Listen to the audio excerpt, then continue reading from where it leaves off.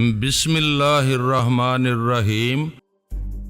کچھ بھی نہیں بتایا جی میں نے اسے، وہ بہت پوچھتا تھا مگر میں نے کہہ دیا مجھے بتا کر نہیں گئے ہیں آپ۔ اچھا اب اس کا فون آئے تو کہہ دینا میں کراچی میں ہوں، ابھی تک یہاں ایک حادثہ ہو گیا ہے جس کی وجہ سے کچھ دن اور لگ جائیں گے مجھے ابھی کراچی میں۔ ٹھیک ہے جی، اب آیا اس کا فون تو یہی کہہ دوں گا میں اس سے، اور کوئی خاص بات تو نہیں ہے نا؟ نہیں جی اور تو کوئی بات نہیں ہے۔ اچھا تو پھر میں فون رکھ رہا ہوں، اب وقت ملا ایک دو دن بعد پھر فون کروں گا۔ اچھا جی اللہ بیلی، رب رکھا، میں نے جواباً کہا اور سلسلہ منقطع کر دیا۔ اب آپ آرام کریں جناب علی، بہت دیر باتیں کی ہیں آپ نے، آج یوں ایک دم اتنی زیادہ محنت نہیں کرنی چاہیے آپ کو، ابھی آپ کی صحت کے لیے مناسب نہیں ہے، یہ دماغ کو آرام دیں ابھی آپ۔ زیادہ سے زیادہ میرے فون رکھتے ہی لزی محبت کرنے والی بیویوں کے انداز میں مجھے باتیں کرنے لگی۔ میں دھیرے سے مسکرا دیا، اتنی زیادہ دیر تو بات چیت نہیں کی ہے میں نے، لیکن جتنی دیر کی ہے وہ بھی بہت زیادہ ہے، اتنی بھی نہیں کرنا چاہیے آپ کو گفتگو۔ وہ مجھے کھینچتی ہوئی میری خوابگاہ تک لے گئی اور بستر پر لٹا کے آرام سے سونے کی ہدایت کر کے واپس جاتے ہوئے خوابگاہ کا دروازہ باہر سے بند کر گئی۔ شرافت علی نے میری صحت واپس لانے کے لیے اپنے خزانوں کے منہ کھول دیے تھے، غذاؤں اور دعاؤں پر دل کھول کے خرچ کرتا رہا تھا۔ وہ مزید ایک ہفتے کے بعد زخموں میں ہلکے ہلکے نشانات کے سوا کوئی ایسی چیز باقی نہیں رہی تھی، کسی قسم کی جسمانی کمزوری کا احساس بھی ہونے دیتی۔ مکمل طور پر صحت یاب ہو جانے کے بعد میں نے شرافت علی سے کہا، لے بھائی شرافت علی، میں تو موت کو اپنے در سے نامراد لوٹا دیا ہے، اب دیکھنا یہ ہے کہ وہ ظہیر احمد بھی ایسا کر سکتا ہے کہ نہیں۔ آج میں ملک الموت کی ہمراہی میں اس کے دروازے پر دستک دوں گا جا کر۔ کیا مطلب ہے تمہارا؟ کیا صحت مند ہوتے ہی تم پھر اسے اپنی طرف متوجہ کرنا چاہتے ہو؟ صرف متوجہ ہی نہیں کرنا چاہتا ہوں پیارے بھائی، اسے یہ بتانا بھی چاہتا ہوں کہ غلام جیلانی پر ہاتھ ڈال کے اس نے دراصل اپنی زندگی مختصر کر لی ہے، نقصان میرا کم اس کا زیادہ ہوا ہے۔ جیلانی میری بات مانو اور اس مسئلے کو طول مت دو زیادہ، تم انہیں جانتے نہیں ہو، بے حد خطرناک لوگ ہیں وہ،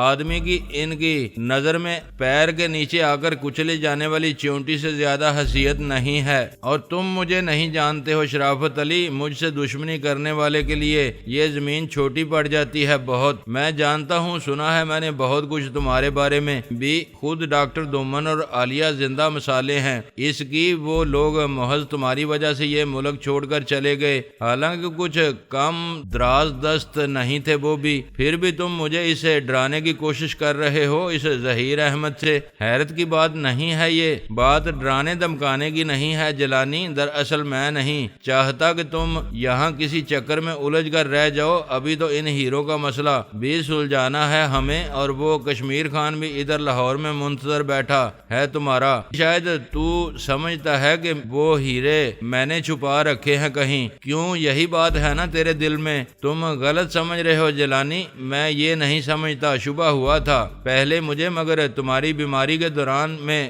ہم نے تم سے متعلق ایک چیز کو خوب اچھی طرح دیکھ لیا ہے، تمہاری طرف سے تو ہم اطمینان کر چکے ہیں پورا، لیکن ہم ان پر صبر کر کے تو نہیں بیٹھ سکتے، تلاش تو کرنا ہی ہے انہیں، اور یہ کام تمہارے تعاون سے ہی ہو سکتا ہے۔ میں نے انکار تو نہیں کیا ہے، میں تو اس رات بھی اسی مہم پر نکلا تھا تمہارے ساتھ، لیکن وہ کتے کے بچے درمیان میں ٹانگ اڑا بیٹھے اپنی، اب اس کا جواب دیے بغیر تو میں آگے نہیں جا سکتا نا، کیا سوچیں گے وہ دل میں اپنے؟ یہ بھی تو سوچو ادھر لاہور میں بیٹھا کشمیر خان کیا سوچ رہا ہوگا، کہیں وہ لوگ یہ نہ سمجھ لیں گے تم اپنے وعدے سے پھر گئے ہو اور انہیں دھوکہ دینے کی غرض سے خود کو کراچی میں الجھا رکھا ہے، کیا وہ ایسا نہیں سوچ سکتے؟ کشمیر خان کے لیے میں نے حیدر سے کہہ دیا تھا کہ وہ فون کرے تو اس سے کہہ دینا میں کراچی میں ہوں ابھی، معلوم ہے یہ بات اسے 3 بار فون پر بات کر چکا ہے، وہ مجھ سے اسے ہمارے مسائل سے کوئی دلچسپی نہیں ہے، وہ تو بس یہ چاہتا ہے کہ جس طرح بھی ہو تم اس کا مال لے کر جلد از جلد سان فرانسسکو چلے جاؤ دوبارہ۔ الو کا پٹھا ہے وہ کشمیر خان، اگر اسے ہمارے مسائل سے دلچسپی نہیں ہے تو ہمیں بھی کوئی دلچسپی نہیں ہے، اس سے کوئی خادم نہیں ہوں میں اس کے باپ کا، گڑبڑ کرے گا زیادہ تو مری خان بنا دوں گا میں اسے۔ ایسی باتیں مت کرو جیلانی، میں اپنے آدمیوں کے بارے میں ایسی باتیں سننا پسند نہیں کروں گا کبھی بھی۔ میں نے چونک کر اسے دیکھا، اوہ یہ تو مجھے یاد ہی نہیں رہا تھا کہ تم بھی اس دمن کے آدمی ہو۔ کان کھول کے سن لو شرافت علی، میری مرضی کے خلاف تم کوئی کام لینے کی کوشش نہیں کرو گے مجھ سے۔ میں نے دمن سے ایک بار اور مال پہنچانے کا وعدہ کیا ہے، لیکن اس کے ساتھ میری یہ شرط بھی ہے کہ وہ راولپنڈی جیل سے میری بہن آسیہ اور میرے یار اسلم آبی کی رہائی کا بندوبست کرے گا، اور آرتھر فینلی نے لیزی کو اسی مقصد سے میرے ساتھ بھیجا ہے۔ جب تک یہ کام نہیں ہو جاتا میں اس ملک سے باہر جانے کے بارے میں سوچ بھی نہیں سکوں گا۔ اوہ یہ بات ہے، اس کا مجھے علم نہیں تھا۔ بہرحال یہ کام بھی تمہارا اسی وقت ہو سکے گا جب تم کراچی سے نکلو گے۔ اس کے لیے بھی ضروری یہی ہے کہ تم یہاں اپنے آپ کو زیادہ نہ الجھاؤ، دشمنیاں نہ بڑھاؤ۔ میں نے کسی سے دشمنی نہیں کی ہے، یہاں وہ ظہیر احمد خود دشمن بنا پھر رہا ہے میرا، اور اب میں اسے نپٹے بغیر کراچی چھوڑنے کے بارے میں سوچ بھی نہیں سکتا۔ تم مجھے صرف اس کی کوٹھی تک پہنچا دو، اس سے زیادہ میں تم سے اور کوئی مدد نہیں چاہتا، میں اکیلا ہی کافی ہوں اس کتے کے لیے۔ ٹھیک ہے، تم اپنی ضد سے باز نہیں آتے تو مجھ سے کسی قسم کا گلہ بھی نہ کرنا، مجھے یہیں کراچی میں رہنا ہے۔ ابھی میں تمہاری خاطر ظہیر احمد سے بگاڑ نہیں سکتا، وہ بہت خطرناک درندہ ہے، یہاں کوئی بھی اس کی راہ میں آنا پسند نہیں کرے گا۔ ایک وجہ اس کی یہ بھی ہے کہ ہم میں سے ہر آدمی جب کسی طرف سے خطرہ محسوس کرتا ہے تو اسی کی طرف دوڑتا ہے۔ اس کا مطلب یہ ہے کہ کراچی کے وہ معزز لوگ جو کالے کاروبار میں ملوث ہونے کے باوجود اوپر سے اجلے نظر آتے ہیں، وہ اس ظہیر احمد کے کاندھوں پر رکھ کر بندوق چلاتے ہیں۔ ہاں بالکل یہی بات ہے، ٹھیک سمجھا ہے تم نے۔ ہم لوگ اپنے مخالفین سے نمٹنے کے لیے اسی کی خدمات حاصل کرتے ہیں، اسی لیے تم چاہتے ہو کہ اس نے میرے ساتھ جو کچھ کیا ہے اسے بھول کر میں کراچی سے چلا جاؤں، معاف کر دوں میں اس کتے کو تاکہ وہ تمہارے کاروبار کی حفاظت کرتا رہے۔ تم نے بہت دیر کر دی میرے یار، اگر ایسا ہی تھا تو تمہیں میرے بجائے ظہیر احمد کو سمجھانا چاہیے تھا کہ وہ غلام جیلانی سے پنجہ لڑانے سے اعتراض کرے، اسے مجھ سے دور رہنے کی تلقین کر دی ہوتی تم نے، وہ میری راہ میں نہ آتا تو میں اس کی طرف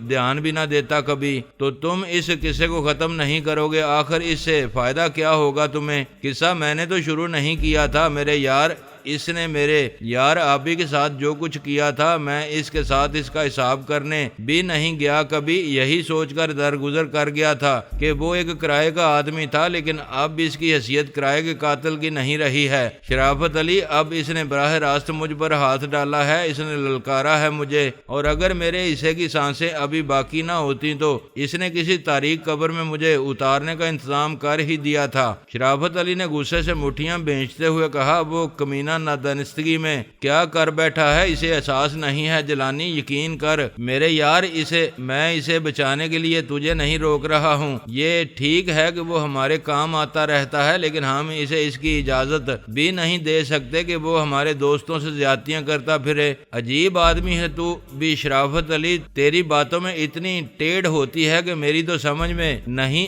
آتا کہ آخر تو کیا چاہتا ہے۔ کبھی کہتا ہے قصہ ختم کر دو اور معاف کر دو اس بھیڑیے کو، کبھی کہتا ہے وہ قابل گردن زدنی ہے۔ میرے یار صاف صاف بات کیوں نہیں کرتا؟ صاف بات تو یہ ہے جیلانی کہ تجھے سب کچھ بھول کر جلد از جلد کشمیر خان سے ملنا چاہیے، وہ بہت بے چین ہے تجھ سے ملنے کے لیے، بس اسی لیے میں نہیں چاہتا کہ تو یہاں کسی سے الجھے۔ اگر ظہیر احمد سے انتقام لینا ہی مقصود ہے تجھے تو میں وعدہ کرتا ہوں کہ اگلی بار جب تو کراچی آئے گا تو ظہیر احمد عدم کو سدھار چکا ہوگا۔ نہ جیلانی اپنا حساب دوسرے کے کھاتے میں منتقل کرنے کا عادی نہیں ہے یار۔ جی کشمیر خان میری راہ دیکھتے دیکھتے اگر مر بھی جائے تو مجھے پرواہ نہیں ہے اس کی، میں اپنا سینہ ٹھنڈا کیے بغیر نہیں جا سکتا کہیں بھی۔ تم اگر مجھے ظہیر کے مکان تک نہیں پہنچا سکتے تو تم بھی بیٹھو ادھر ہی، میں خود تلاش کر لوں گا اسے۔ مجھے غصہ آ گیا تھا اس کی باتوں پر، میں اٹھ کر کھڑا ہو گیا۔ لیزی نے مجھے یوں پابہ رکاب دیکھا تو وہ تیزی سے اٹھ کر میری طرف بڑھتے ہوئے بولی، آپ تنہا کہیں نہیں جائیں گے جناب علی، میں بھی چلوں گی آپ کے ساتھ۔ میں اس کی طرف دھیان دیے بغیر تیزی سے باہر کی طرف چل دیا۔ باہر شرافت علی کی کار موجود تھی، اس کا ڈرائیور بھی کار کے قریب ہی کھڑا تھا، مگر اس سے کچھ کہے بغیر میں کار کی ڈرائیونگ نشست کا دروازہ کھول کر اندر جا بیٹھا۔ لیزی بھی تیز تیز قدم اٹھاتی میرے پیچھے پیچھے چلی آ رہی تھی۔ جتنی دیر میں نے کار سٹارٹ کی وہ دوسری طرف سے میرے ساتھ والی نشست کا دروازہ کھول کر میرے برابر آ بیٹھی تھی۔ ڈرائیور حیران کھڑا مجھے دیکھ رہا تھا۔ اسے حیرانی یہ ہوگی کہ میں اس کے ہوتے ہوئے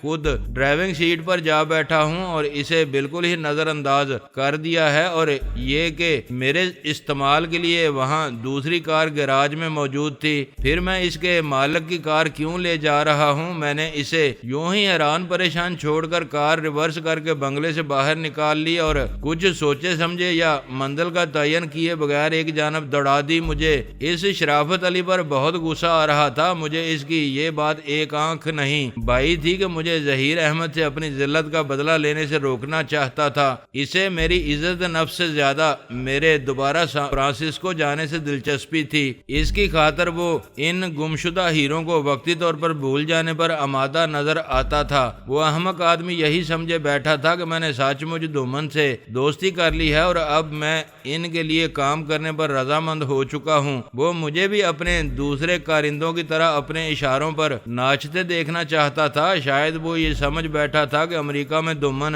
اور عالیہ نے غلام جیلانی کی برین واشنگ کر دی، سارے بل نکال دیے ہیں انہوں نے میرے، اور میری ناک میں نکیل ڈال کے اس کا سرا اس شرافت علی کو تھما دیا ہے۔ میں دل ہی دل میں پیچو تاب کھاتا رہا۔ اس عالم میں ہوش میرے بالکل ٹھکانے نہیں رہے تھے۔ میں اندھا دھند کار کی رفتار بڑھائے چلا جا رہا تھا۔ میری یہ کیفیت دیکھ کر لیزی نے مجھے ٹوکا، کیا خودکشی کا ارادہ کر لیا ہے آپ نے جناب علی، یا ظہیر احمد کی بجائے کسی راہگیر کو کچل دینا چاہتے ہیں؟ مجھے جیسے ایک دم ہوش آ گیا تھا۔ میں نے چونک کر اسے دیکھا اور کار کی رفتار کم کرتے ہوئے بولا، تم نے دیکھا لیزی یہ کتنے خود غرض لوگ ہیں؟ اس ذلیل کتے کو اس سے کوئی غرض نہیں ہے کہ میرے ساتھ کیا ہوا ہے۔ وہ یہ چاہتا ہے کہ میں سب کچھ بھول کر بس ان کے اشاروں پر ناچتا رہوں۔ دیکھیں جناب علی، یہ آپ کا خالص کاروباری معاملہ ہے اور چونکہ میں اس کی اونچ نیچ سے واقف نہیں ہوں اس لیے ممکن ہے میں آپ کو صحیح مشورہ نہ دے سکوں، لیکن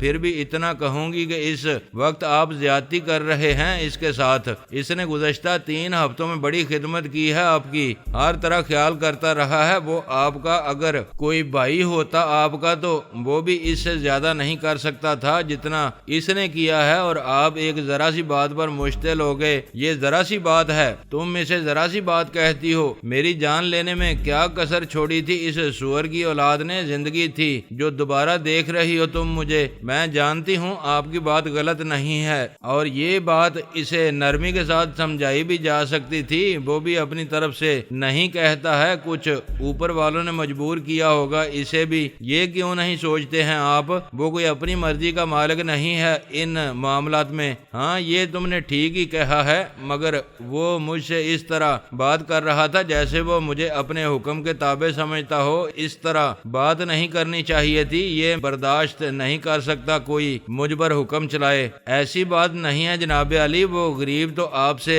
ڈرتا ہی رہتا ہے، ہمیشہ وہ آپ پر حکم کیسے چلا سکتا ہے؟ اس کی تو ہر دم یہی کوشش ہوتی ہے کہ آپ اس کی کسی بات سے ناراض نہ ہو جائیں۔ اب یہی دیکھ لیجئے، آپ تیش میں آ کر اس کی کار لے کر نکل آئے، مگر اسے اتنی جرت بھی نہ ہو سکی کہ وہ آپ کو روک سکتا۔ لیزی کی باتوں نے میرے دماغ کی ساری گرمی دور کر دی۔ میں سوچنے لگا، واقعی یہ تو مجھ سے زیادتی ہو گئی ہے اس کے ساتھ۔ مجھے ایک دم اس طرح تیش میں نہیں آنا چاہیے تھا۔ اس نے ایسی بری بات بھی نہیں کہی تھی مجھ سے۔ وہ تو مجھے مصائب کے جنگل میں اترنے سے روکنے کی کوشش کر رہا تھا۔ اس کا خیال تھا کہ ابھی میں ان خونخوار درندہ صفت دشمنوں سے مقابلہ کرنے کے قابل نہیں ہو سکا ہوں۔ پہلی بار انہوں نے مجھے جس حالت میں پہنچایا تھا اس کے پیش نظر میرا ہر ہمدرد مجھے ان سے دور رہنے ہی کا مشورہ مشورہ دیتا، اس نے بھی ایسا ہی کہا تھا۔ اتنی سی بات پر مشتعل ہو کر میں نے اس کی ساری خدمات پس پشت ڈال دی تھی۔ یہ تو بڑی کم ظرفی کی بات تھی۔ میں نے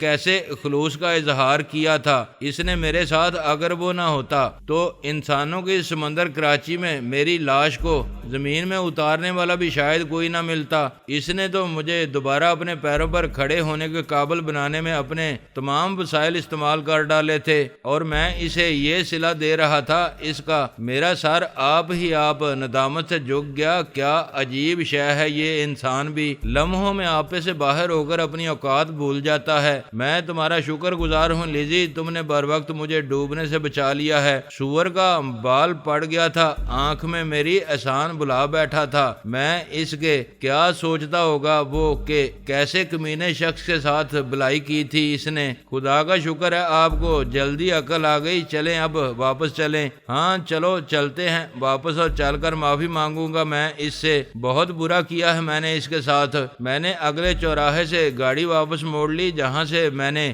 گاڑی موڑی تھی۔ وہ علاقہ مجھے کچھ جانا پہچانا سا لگا تھا۔ میں نے ادھر ادھر نظریں دوڑائیں تو معلوم ہوا میں ناظم آباد چرنگی تک آ پہنچا تھا، اور اب گولی مار کے علاقے سے گزرتا ہوا لسبیلا کے پل کی طرف بڑھ رہا تھا۔ یہ علاقہ اس لیے مجھے یاد تھا کہ پچھلی بار میں جب کراچی آیا تھا تو یہاں پر کچھ دیرینہ دوستوں سے میری ملاقات ہوئی تھی۔ اس کے علاوہ آبی کی آنکھوں کی روشنی واپس لانے کے لیے میں نے دومن کے ہی ایک خاص آدمی سواد خان کو اسی گولی مار سے اغوا کیا تھا۔ چنانچہ اس علاقے کو تو میں بھول ہی نہیں سکتا تھا، خوب اچھی طرح یاد تھے مجھے یہ کوچہ و بازار۔ یہاں کچھ تھوڑی سی تبدیلی آ گئی تھی، کچھ عمارتیں نئی ابھر آئی تھیں زمین سے، اور رونق بھی یہاں پہلے سے زیادہ نظر آ رہی تھی، مگر یہ کوئی ایسی بڑی تبدیلی نہیں تھی کہ میں اس جگہ کو پہچان ہی نہ سکتا۔ گولی مار کے پل پر پہنچ کر لیزی نے مجھ سے کہا، جناب علی آپ کو کوئی خاص بات تو محسوس نہیں ہو رہی ہے؟ کیسی خاص بات؟ میں سمجھا نہیں، تمہارا اشارہ کس طرف ہے؟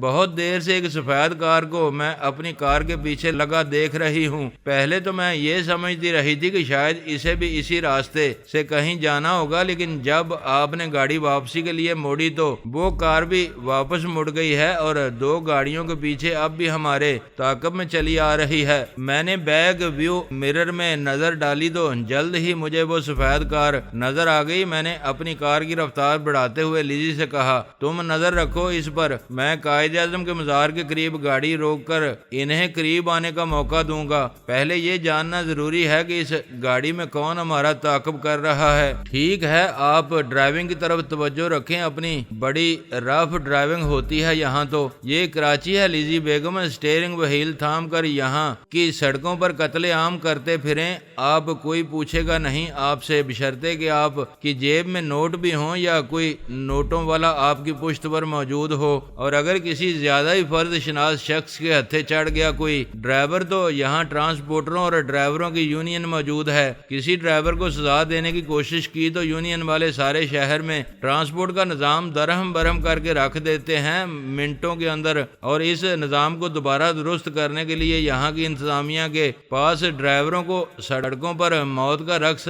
جاری رکھنے کی اجازت دینے کے سوا کوئی اور حل ہے ہی نہیں۔ حیرت ہے، ایسی بے دست و پا ہے یہاں کی انتظامیہ کہ راہ گیروں کی زندگی کا تحفظ تک فراہم نہیں کر سکتی۔ چپ ہو جاؤ لیزی بیگم، ان فضول باتوں پر وقت مت برباد کرو۔ کمال ہے، یہ فضول باتیں ہیں آپ کے نزدیک جناب علی؟ انسانوں کی زندگی کوئی اہمیت ہی نہیں رکھتی۔ اوئے چھٹ بی بی کی بک بک لائیے، کیوں لوگوں کی روٹی کے پیچھے پڑی ہے تو؟ آدمی نوکری کرتا ہے اپنا اور اپنے بچوں کا پیٹ پالنے کے لیے، بچوں کے بہتر مستقبل کے لیے، انسانوں کی زندگیوں کو تحفظ دینے کے لیے تو نہیں کرتا نوکری۔ حکومت کی ایسا کرے گا تو اس کے بچوں کے لیے اعلیٰ تعلیم، بہترین لباس، عالیشان رہائش گاہ اور چم چم کرتی کار کا انتظام کیا تو کرے گی؟ ہم آزاد ملک کے آزاد شہری ہیں، تمہاری طرح قانون کے بندے نہیں ہیں۔ کوئی پابندیاں ہم بالکل قبول نہیں کر سکتے۔ یہ کراچی ہے لیزی بیگم، ہمارے ملک کا سب سے بڑا شہر، ملک کی 80% دولت سنا ہے اسی شہر میں موجود ہے۔ لوگ دور دور سے پیسہ کمانے آتے ہیں، یہاں تہذیب اور اخلاق کا درس لینے نہیں آتے کوئی۔ اچھا ذرا آگے کا خیال رکھیں، کہیں کوئی آپ کی اس آزادی کا شکار نہ ہو جائے۔ اور دیکھیں وہ قائد کا مزار بھی آ گیا ہے قریب ہی، وہ کار بھی اب تک ہمارے تعاقب میں موجود ہے، اب کیا کریں گے آپ؟ بس دیکھتی رہو۔ میں نے اسے جواب دیا اور مزار سے پہلے ہی جو سڑک الٹے ہاتھ کو مڑتی ہے ادھر گاڑی موڑ کر سڑک کے کنارے لگا کر روک دی۔ تعاقب میں آنے والوں کو یہ گمان بھی نہ ہوگا کہ میں موڑ کاٹتے ہی رک کر کھڑا ہو جاؤں گا۔ انہیں فکر ہوگی کہ کہیں میں کسی گلی میں گھس کر ان کی نظروں سے اوجھل نہ ہو جاؤں۔ چنانچہ انہوں نے مجھ پر نظر رکھنے کے ارادے سے تیزی کے ساتھ موڑ کاٹا تھا۔ موڑ کاٹتے ہوئے ان کی کار کے ٹائر بہت زور سے چیخے تھے اور اس سے پہلے کہ ان کی نظر میری کار پر پڑتی وہ میرے کار کے قریب پہنچ چکے تھے۔ میں اس کار میں جانو کو دیکھ کر بے اختیار مسکرا اٹھا۔ اس نے بھی مجھے دیکھ لیا تھا۔ ایک لمحے کے لیے ہم دونوں کی نظریں چار ہوئیں۔ وہ مجھے دیکھ کر اپنی کار تیزی سے آگے نکال لے گیا۔ میں نے بھی اپنی کار آگے بڑھا کر اس کی گاڑی کے پیچھے لگا دی۔ اب صورتحال تبدیل ہو چکی تھی۔ پہلے وہ میری لا علمی میں میرا تعاقب کر رہا تھا، اب میں اس کے پیچھے تھا اور وہ جانتا تھا کہ میں اس کے پیچھے لگ چکا ہوں۔ ہماری کاریں آگے پیچھے یکساں رفتار سے دوڑ رہی تھیں۔ جانو کو علم تھا میں نے اپنی کار اس کے پیچھے لگا رکھی ہے۔ وہ نہ جانے کب سے میرے تعاقب میں تھا۔ اگر لیجی میرے ساتھ نہ ہوتی یا اس نے ارد گرد نظر نہ رکھی ہوتی تو میں اس کے تعاقب سے آگاہ نہیں ہو سکتا تھا۔ میں انہیں شہر بھر میں تلاش کرتا پھرتا اور وہ میری دم کے ساتھ بندہ میرے پیچھے چلتا رہتا اور بے خبری میں کسی مناسب مقام پر مجھے اچانک چھاپ لیتا۔ شاید وہ لوگ مستقل طور پر اس بنگلے کی نگرانی کر رہے تھے جہاں شرافت علی نے ہمیں ٹھہرا رکھا تھا۔ اس نگرانی کا اس کے سوا دوسرا کوئی مقصد نہیں ہو سکتا تھا کہ جیسے ہی میں تندرست ہو کر گھر سے باہر نکلوں وہ میرے پیچھے لگ جائیں اور موقع ملتے ہی مجھے ایک المناک انجام سے دوچار کر دیں۔ مکان کی نگرانی یقیناً جانو یا ظہیر احمد خود نہیں کرتے رہے ہوں گے، کیونکہ اول تو وہ مصروف آدمی تھے، کسی ایک جگہ بند کر نہیں بیٹھ سکتے تھے۔ دوسرے شرافت علی اور اس کے آدمی انہیں بخوبی پہچانتے تھے۔ وہ انہیں بنگلے کے آس پاس دیکھ کر چکنا ہو جاتے اور پھر مجھ پر اکیلے میں ہاتھ ڈالنے کا موقع نہیں دیتے۔ انہوں نے کام پر دوسرے ہی لوگوں کو مقرر کیا ہوگا۔ میرے گھر سے نکلتے ہی نگرانی کرنے والوں میں سے کسی نے جانو کو اطلاع دے دی ہوگی اور وہ راستے سے کسی جگہ ہمارے ساتھ لگ گیا ہوگا۔ جو بھی کچھ ہوا ہو، بہرحال اب تو بازی پلٹ ہی چکی تھی۔ میں نے اپنی گاڑی اس کے پیچھے لگا دی تھی اور اسے نکلنے کا کوئی موقع نہیں دینا چاہتا تھا۔ کچھ دیر تو وہ ادھر ادھر سڑکوں اور گلیوں میں چکراتا اور ٹریفک کے ہجوم میں مجھے ڈاج دے کر نکلنے کی کوشش کرتا رہا، لیکن جب اسے یہ یقین ہو گیا کہ کسی طرح اس کی جان چھوڑنے والا نہیں ہوں تو اس نے کھڑکی سے سر باہر نکال کر ایک ہاتھ سے مجھے اپنے پیچھے آنے کا اشارہ دیا اور کار ایک مصروف شاہراہ پر ڈال دی۔ وہ نہ جانے کہاں کہاں مجھے چکراتا پھرا تھا۔ وہ ساری ہی گلیاں اور سڑکیں میرے لیے اجنبی تھیں۔ کوئی 15 منٹ بعد ہم ڈرگ روڈ پر جا چڑھے اور تیزی سے ایئرپورٹ کی طرف بڑھنے لگے۔ پھر ایئرپورٹ بھی پیچھے رہ گیا، لیکن جانو نے اپنی کار نہ کہیں موڑی اور نہ روکی۔ وہ آگے ہی آگے بڑھتا چلا جا رہا تھا۔ لیزی یوں اندھا دھند مجھے اس کا پیچھا کرتے دیکھ کر بولی، یہ کہاں جا رہا ہے جناب علی؟ کچھ اندازہ ہے آپ کو؟ یہ کہیں دھوکے میں مارے ہی نہ جائیں ہم۔ یہ تو مجھے بھی نہیں معلوم کہ یہ جا کہاں رہا ہے۔ تم دیکھ رہی ہو جس سڑک پر ہم ہیں اس کے ساتھ ہی ساتھ ریلوے لائن بھی چل رہی ہے۔ اس سے میں یہ اندازہ کر سکتا ہوں کہ وہ ہمیں شہر سے باہر کسی ویرانے میں لے جانا چاہتا ہے۔ یہ بھی تو ہو سکتا ہے کہ اس کی منزل ان کی کوئی خفیہ کمین گاہ ہو جہاں اس کے اور بھی ساتھی موجود ہوں۔ اگر ایسا ہوا تو کیا ہمارے لیے ان سب سے بیک وقت مقابلہ کرنا ممکن ہو سکے گا؟ میں نے اپنی بائیں ہاتھ کی چھوٹی انگلی کے ساتھ والی انگلی میں پڑی ہوئی اس طلسمی انگوٹھی کو دیکھا جو مجھے عالیہ نے دی تھی اور جس کی کرشمہ سازی سے میرے دوست اور دشمن سبھی بے خبر تھے۔ اسے دیکھ کر بے اختیار میرے ہونٹوں پر مسکراہٹ تیر گئی۔ اب جو بھی ہو لیزی بیگم اس کھوتے دے پتر ظہیر احمد کی دم میرے ہاتھ آ گئی ہے تو میں اسے چھوڑوں گا نہیں کسی قیمت پر بھی۔ ہاں، تمہیں اگر کوئی خدشہ ہو تو تم اتر جاؤ یہیں اور کسی